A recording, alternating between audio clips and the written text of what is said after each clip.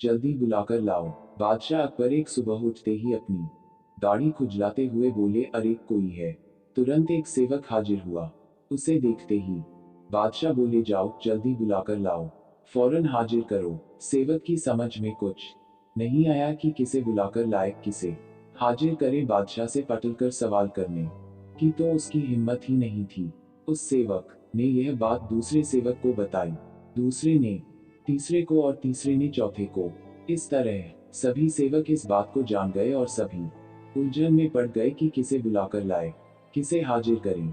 बीरबल सुबह घूमने निकले थे। उन्होंने बादशाह के निजी सेवकों को भाग दौड़ करते देखा तो समझ गए कि जरूर बादशाह ने कोई अनोखा काम बता दिया होगा जो इनकी समझ से बाहर है।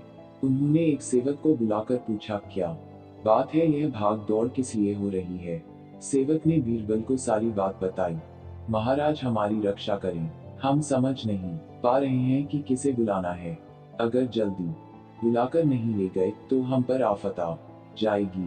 बीरबल ने पूछा, यह बताओ कि हुक्म देते समय बादशाह क्या कर रहे थे। बादशाह के निजी सेवक जिसे हुक्म मिला था उसे बीरबल के सामने हाजिर किया तो उसने बताया, जिस समय मुझे तलब किया उस समय तो बिस्तर पर बैठे अपनी दाढ़ी खुजला रहे थे।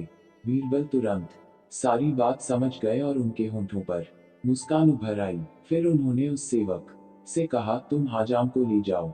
सेवक हज्जाम को बुला लाया और उसे बादशाह के सामने हाजिर कर दिया।